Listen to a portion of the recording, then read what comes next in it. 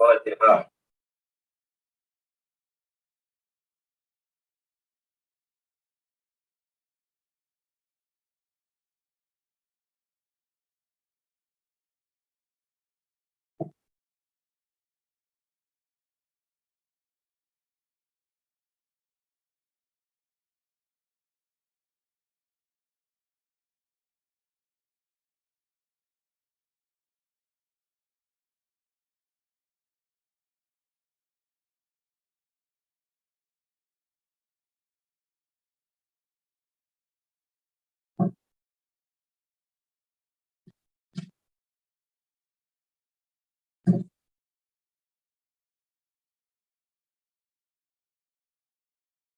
اعوذ باللہ من الشیطان الرجیم، بسم اللہ الرحمن الرحیم،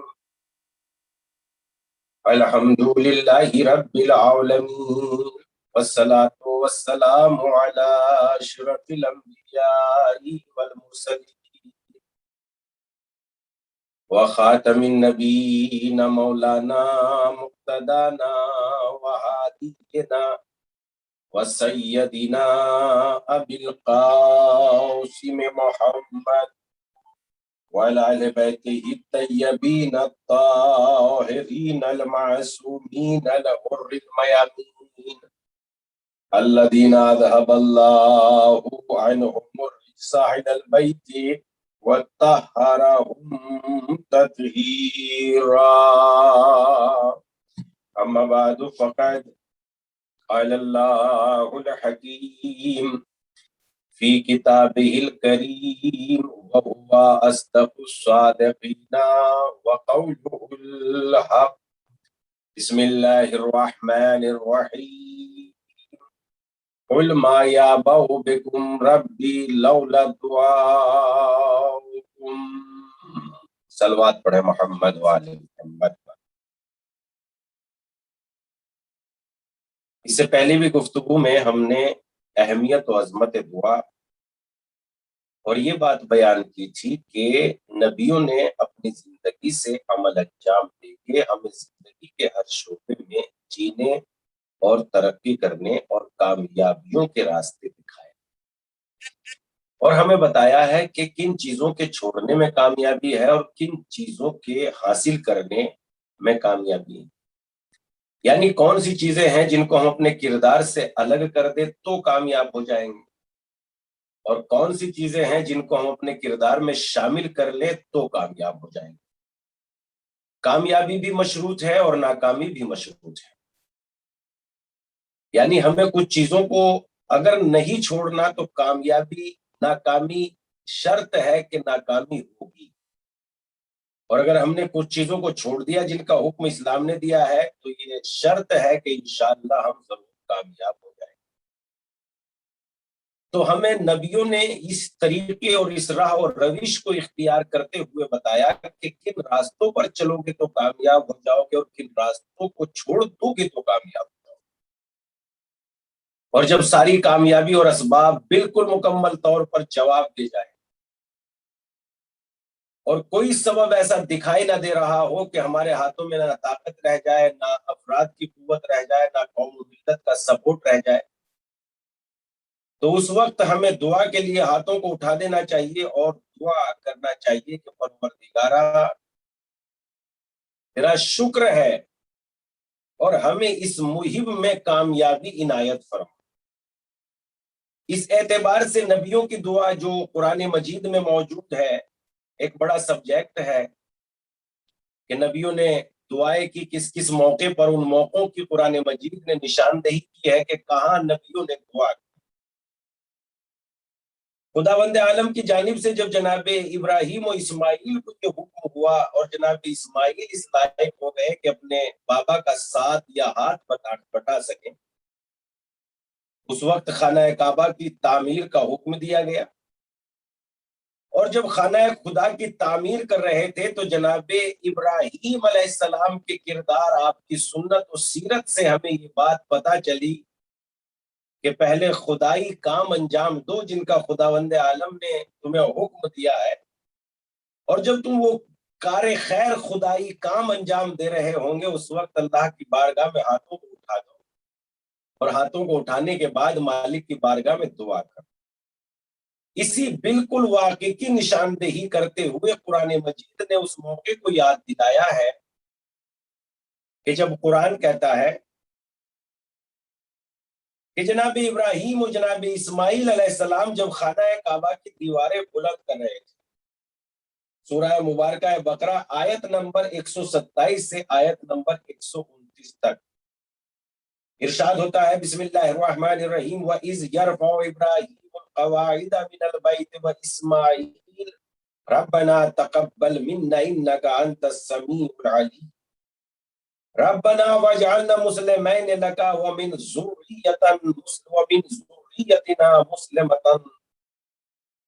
ذُرِّيَّتِنَا أُمَّةً مُسْلِمَةً لَكَ وَأَرِنَا مَنَاسِكَنَا وَتُبْ عَلَيْنَا إِنَّكَ أَنْتَ التَّوَّابُ الرَّحِيمُ رَبَّنَا وَابْعَثْ فِيهِمْ رَسُولًا مِّنْهُمْ يَتْلُو عَلَيْهِمْ آيَاتِكَ وَيُعَلِّمُهُمُ الْكِتَابَ وَالْحِكْمَةَ وَيُزَكِّيهِمْ إِنَّكَ أَنْتَ الْعَزِيزُ الْحَكِيمُ.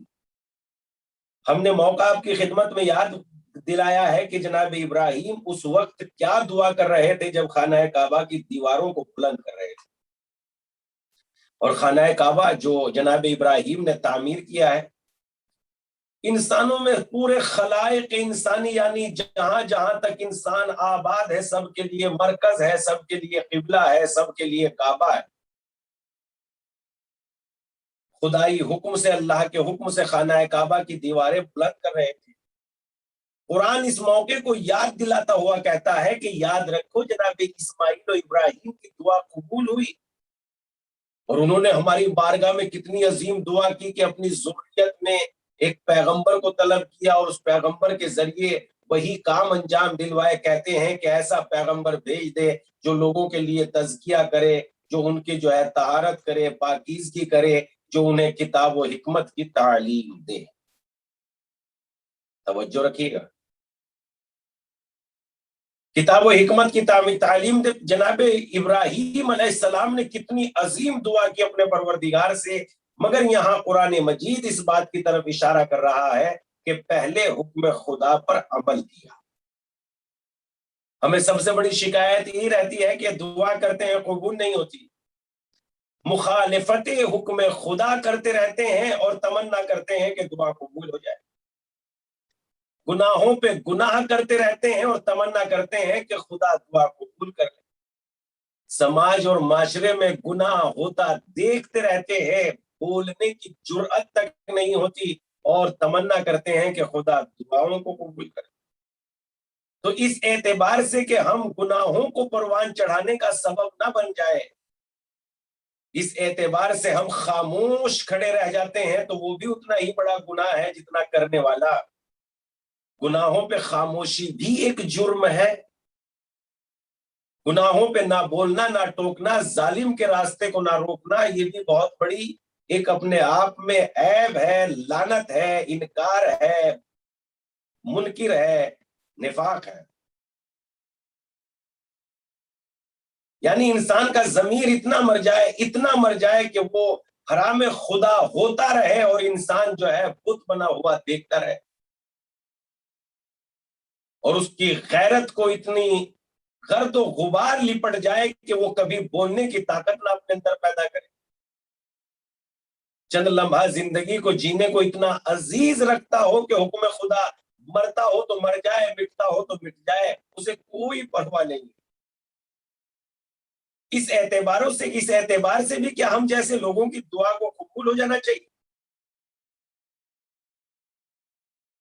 امام حسین علیہ السلام نے گھر مٹا کے دین بچایا ہے اور ہم دین مٹا کے گھر بناتے ہیں. تعجب ہے. ہم کس اعتبار سے حسینی ہیں؟ ہم گھر لٹا کے دین بچاتے ہیں یا دین لٹا کے گھر بناتے ہیں؟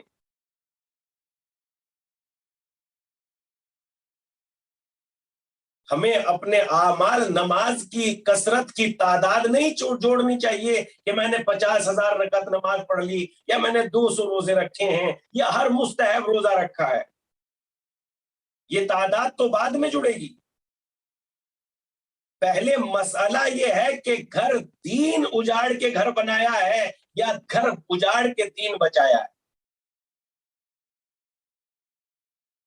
مسئلہ تو کچھ ایسا ہی دکھائی دے رہا ہے کہ چونکہ گناہوں پہ گناہ ہو رہے ہیں، اسلام کی طاقت کو نیست و نابود کیا جا رہا ہے اور ان ہاتھوں سے اسلام کی طاقت برباد ہو رہی ہے جو ہاتھ اپنے آپ کو حسینی بھی کہتے ہیں، اسلامی بھی کہتے ہیں، مذہبی بھی کہتے ہیں، مومن بھی کہتے ہیں، اور سارے صفات اسلام کے ان میں پائے جاتے ہیں اور وہی اسلام کی طاقت کو اپنے ہاتھوں سے برباد کر رہے ہیں. کیا واقعاً یہ اسلام مٹا کے گھر بنایا جا رہا ہے یا گھر مٹا کے اسلام بچایا گا؟ دعا کے قبول ہونے کا اس وقت ہم اس وقت انتظار کریں جس وقت ہم خدائی کام انجام دے رہے ہوں. معاشرے میں اگر گناہ ہو رہے ہیں تو ہم انہیں روکیں. معاشرے میں اگر حرام کو پروان چڑھایا جا رہا ہے تو ہم انہیں روکیں. اس اعتبار سے دیکھیں کہ معاشرہ کس طرف رخ کر رہا ہے تو ہمیں دین کی طرف معاشرے کا رخ کر دینا چاہیے. جب ہم دین کی طرف معاشرے کا رخ کر دیں گے تو دعا نہ بھی مانگیں گے، خدا کی نعمتوں سے مالا مال ہو جائے.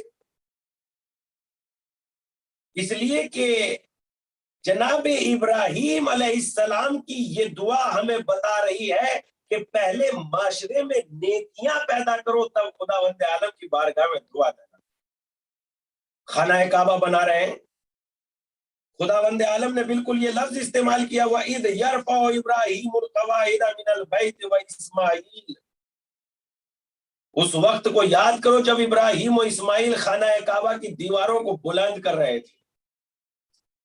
اور کیا کہہ رہے تھے؟ لفظ نہیں. قرآن نے بھی نہیں کہا کہ جناب ابراہیم نے لفظی اعتبار سے دعا کی ہو، ہاتھوں کو اٹھایا ہو، 2 رکعت نماز پڑھا ہو، بلکہ بہت اونچے ہاتھ اٹھا دیے ہو. نہیں، قرآن کہتا ہے وہ اپنے دل ہی دل میں پروردگار کو پکار رہے تھے، اپنے دل میں یہ دعا کر رہے تھے. اور دل میں یہ دعا تھی، کیا دعا تھی؟ ربنا واجعلنا مسلمین لک. پروردگارا ہماری محنت کو قبول کر لے، تو بہترین سننے والا اور جاننے والا ہے. اب کہتے ہیں ربنا واجعلنا مسلمین لک ومن ذریتنا. پروردگارا ہم دونوں کو اپنا مسلمان یعنی فرما بردار بندہ بنا دے. توجہ رکھے، مسلمان کسی علامت کا نام نہیں ہے، مسلمان کسی لباس کا نام نہیں ہے، مسلمان کپڑے کو ایک مخصوص انداز میں پہننے یا ایک مخصوص انداز میں رہنے کا نام نہیں ہے کہ مسلمانوں کی ایسی ٹوپی ہوگی، ایسا لباس ہوگا، وہ مسلمان ہے. نہیں، مسلمان کا مطلب یہ ہے کہ حکم خدا ان کی زندگی میں ہوگا اور وہ حکم خدا کے فرما بردار بندے ہوں گے. پروردگارہ ہمیں مسلمان بنا دے، یعنی ہمیں اپنا فرما بردار بندہ بنا دے. مسلمان کا معنی ہی یہ ہے کہ ہم خداوند عالم کے فرما بردار، جو بھی خدا کے فرما بردار بندے ہیں وہ مسلمان ہیں، اور نافرمان بندے مسلمان نہیں ہو سکتے. پروردگارہ ہم دونوں کو اپنا فرما بردار بنا دے کہ ہم تیری اطاعت کریں، تیرے حکم کے سامنے سر جھکائیں. ربنا وجعلنا مسلمین لک ومن ذریتنا امتا مسلمتا لک. اور بس یہی نہیں ہے کہ پروردگارہ ہم دونوں کو مسلمان بنا دے، فرما بردار بنا دے، بلکہ جناب ابراہیم کہتے ہیں اور ہماری اولاد میں سے ایک فرما بردار امت پیدا کر دے. یعنی جناب ابراہیم نے چند لوگوں پر قناعت نہ کی کہ ہم ہی نیک ہوں دوسرے نیک نہ ہو جائے، بلکہ یہ وہ جیالے ہیں جو خود بھی نیک ہوتے ہیں اور سماج اور معاشرے میں نیکیوں کو قائم کرتے ہیں. اور سماج اور معاشرے میں نیکیوں کو قائم کرنا سب سے بڑا جگر وہی انسان ہے، اسی کے پاس سب سے بڑا جگر ہے جو خود نیک نہ بنے بلکہ معاشرے کو نیک بنا. امام علی اگر خود نمازی ہوتے تو بہت آسان تھا کہ آپ نمازی تھے، مگر امام علی علیہ السلام خود نمازی نہیں تھے بلکہ معاشرے کو نمازی بنانا۔ امام علی تنہا عادل ہوتے اور عدل اپنی ذات تک محدود رکھتے تو کوئی دقت نہیں تھی، مگر امام علی علیہ السلام خود ہی عادل نہیں بلکہ سماج میں عدل کی حکومت چاہتے تھے، سماج میں انصاف کی حکومت چاہتے تھے، سماج میں عدل کی حکومت چاہتے تھے۔ وہ انسان کو نیچے اور قانون کو بالا کرنا چاہتے تھے اور قانون کی بالا دستی دیکھنا چاہتے تھے۔ جب کسی سماج اور معاشرے پر قانون کی بالا دستی ہو جاتی ہے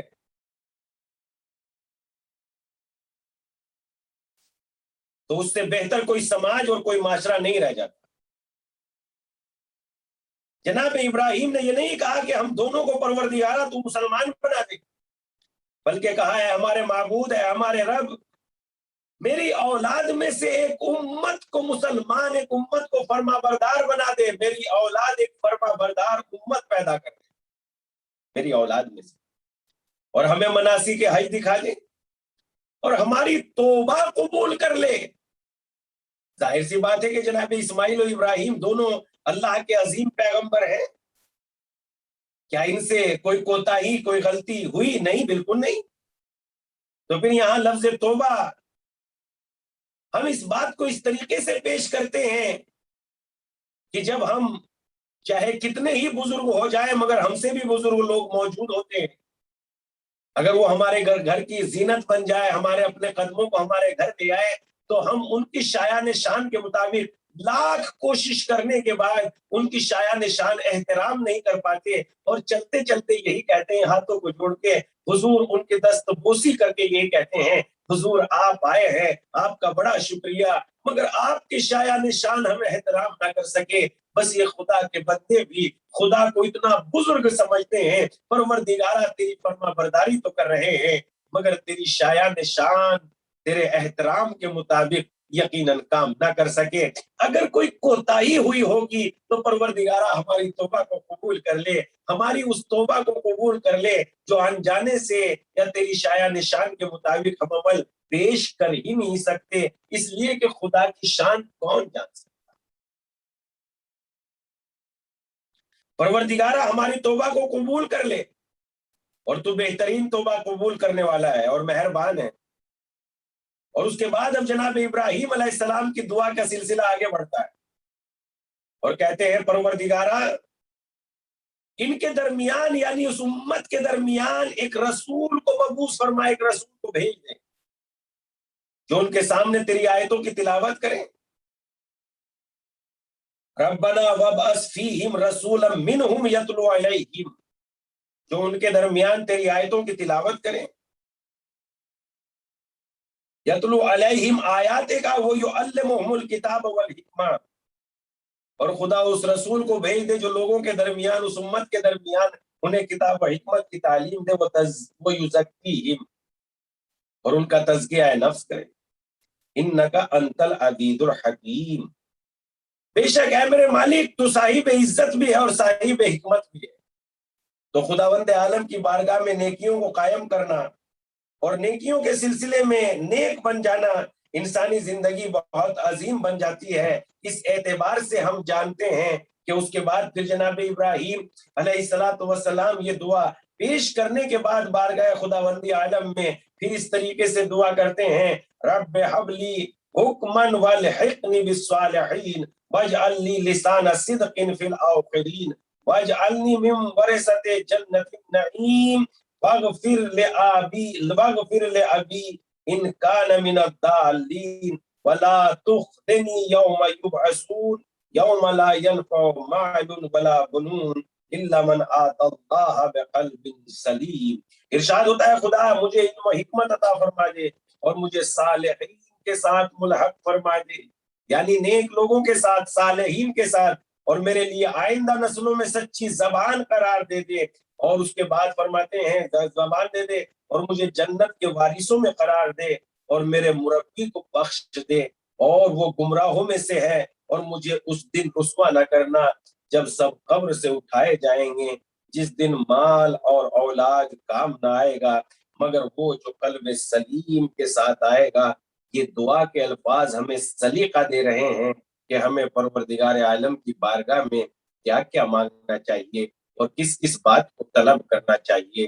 مگر افسوس جو ہمارے لیے قبولیت دعا کا مرکز تھے، جو ہمارے لیے وسیلہ پروردگار تھے، جو ہمارے لیے ہدایت کے امام تھے، جو ہمارے لیے روشن چراغ تھے، جن کی زندگی ہمارے لیے ہدایت ہی ہدایت تھی، جو ہدایت کے چراغ ان الحسین مصباح الہدی، بے شک حسین ہدایت کے چراغ ہے.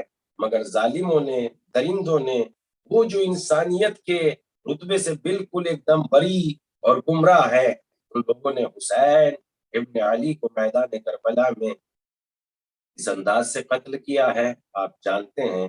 مگر میں ایک چھوٹا سا فقرہ یہ کہنا چاہتا ہوں کہ ظالموں نے امام حسین علیہ السلام کے جوانوں، اور فقط جوانوں کو نہیں بلکہ بچوں تک کو قتل کر دیا ہے.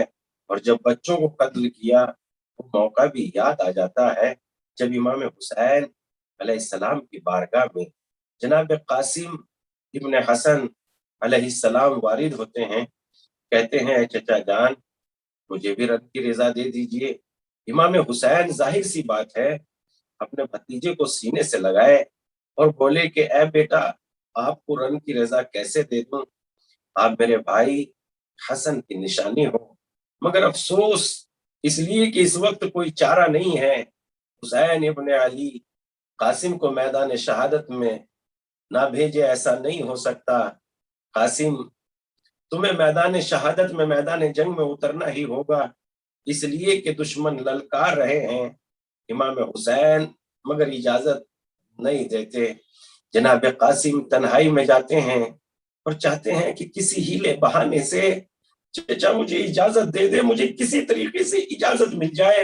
اور اسی کشمکش میں رہتے ہیں کہ کاش وہ کون سا کام کروں جس سے مجھے چچا اجازت دے دیں. اسی اثنا میں جناب قاسم کو یاد آتا ہے میرے بابا جب موت اور زندگی کی آخری گھڑیاں گن رہے تھے، اس وقت میرے بابا نے کہا تھا بیٹا اگر کوئی مصیبت کا وقت یاد آ جائے تو یہ بازو جو تمہارے تعویذ کے طور پر بازو پہ بندھا ہوا ہے، اس تعویذ کو کھول لینا. امام جناب قاسم کو امام حسن کی بات یاد آ جاتی ہے. اب بازو پہ بندھے ہوئے تعویذ کو کھولتے ہیں تو دیکھتے ہیں اس میں لکھا ہوا ہے اے قاسم جب میرا بھائی امام حسین درگاہ اعلیٰ میں گر جائے میدان کربلا میں تو قاسم میری طرف سے اپنے چچا کے قدموں پہ قربان ہو جانا، اپنے چچا پر نثار ہو جانا. ارے جناب قاسم کو تو یہ ایک بہترین طریقہ آئے دوڑے دوڑے چچا کی خدمت میں حسین نے معلوم کیا اے قاسم کس لیے آئے ہو؟ کہا چچا یہ بابا کی تحریر لے کے آیا ہوں. حسین نے تحریر کو دیکھا، اپنے بھائی کی تحریر کا بوسہ لیا، آنکھوں سے لگایا اور ایک جملہ پڑھا ہے قاسم جب تمہارے چچا درگاہ اعلیٰ میں گر جائے تو اپنے چچا کے قدموں پہ قربان ہو جانا، اپنی جان کو ان پر نثار کر دینا. بس حسین نے اتنا کہا اے قاسم ارے بھائی کی تحریر لے کے آئے ہو یا اپنی موت کی نشانی اجازت لینے آئے ہو؟ اے قاسم جاؤ راہ خدا میں قربان ہو جاؤ. الا لعنت اللہ علی قوم الظالمین سیعلم الذین ظلموا ایام منقلبون. پروردگار تجھے واسطہ محمد و آل محمد کا ہماری اس مختصر سی عبادت کو قبول فرما، بے روزگاروں کو روزگار عنایت فرما، پریشان حالوں کی پریشانیوں کو دور فرما. جن مرحومین کے ایصال ثواب کی یہ مجلس منعقد کی ہے ان کو جوار رحمت میں جگہ عنایت فرما. پروردگارا تجھے واسطہ محمد و آل محمد کا جہاں جہاں انسان آباد ہے جان کی مال کی عزت کی آبرو کی حفاظت فرما. ہمارے آقا و مولا کے ظہور میں تعجیل فرما، ہمیں ان کے اعوان و انصار میں شمار فرما. ربنا تقبل منا انك انت السميع العليم.